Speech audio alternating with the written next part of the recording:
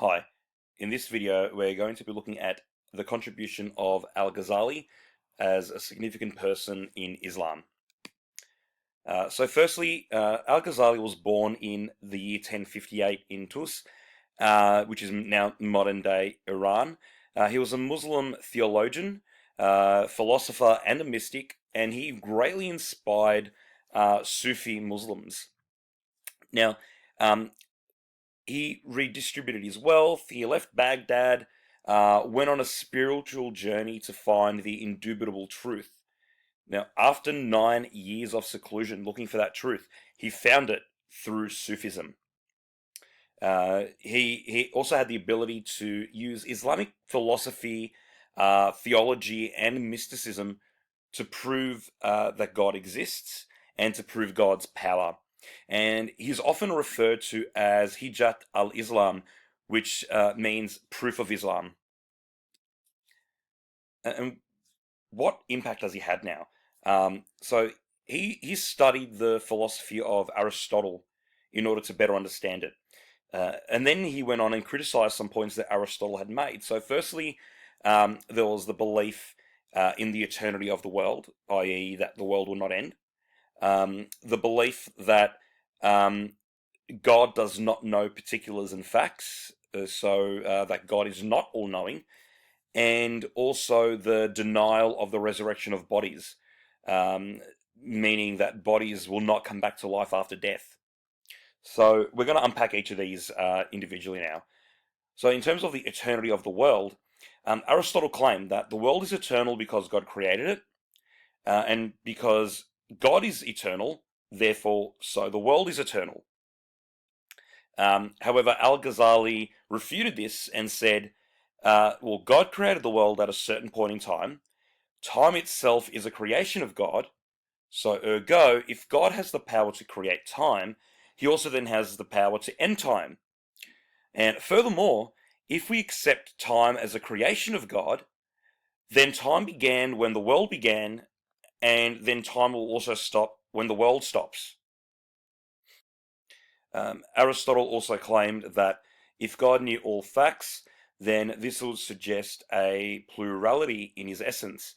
However, Al-Ghazali then refuted this and said, if God has knowledge of a person's birth and death, there will be no change in eternal knowledge, even though the person's life constantly changes. Therefore, God does know all particulars, and this does not suggest a plurality in his essence. So, and this is also referred to in Surah Al-Tagaban 64:1.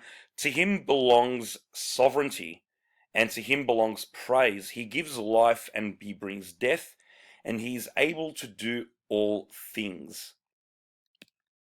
Then we've also got the idea that there is no resurrection of the body, as this means that there will be a separation of the soul from the body after death.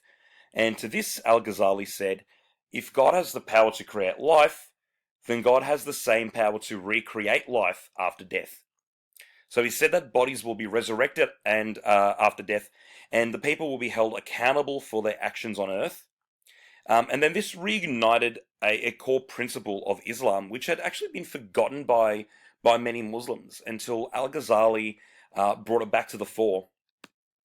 So what else has Al-Ghazali done? Well, we've got these theological ideologies. Now, his most significant contribution to Islam is to show the relationship between God's power and human acts.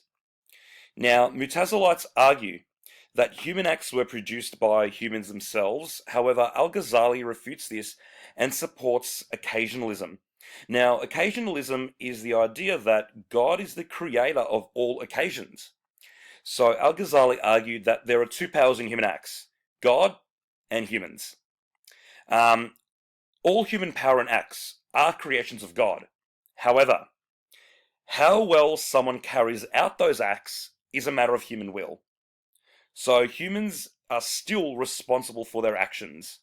So God has created those acts. However, through your own free will, you then are able to carry them out as well as you can. So you're responsible, ideally, for your actions. We've also got mysticism here now. Al-Ghazali found the indubitable truth through Sufism. which is a branch of Islam. He believed that having a connection with God could be achieved through mystical experiences, and to him, the sight of God would be more satisfying than being in paradise itself. Uh, and in order to see God, it'll be through these mystical experiences. Now, Al-Ghazali contributed to Islam through the acceptance of these Sufi practices into mainstream Islam. So they were a very small branch, sort of on the outside of Islam there, but he really brought them a bit more to the fore within mainstream Islam. However, he's been criticized by some scholars who called him a non-believer due to his mystical aspects, due to his ideas in mysticism. So people claiming that mysticism has no place within Islam.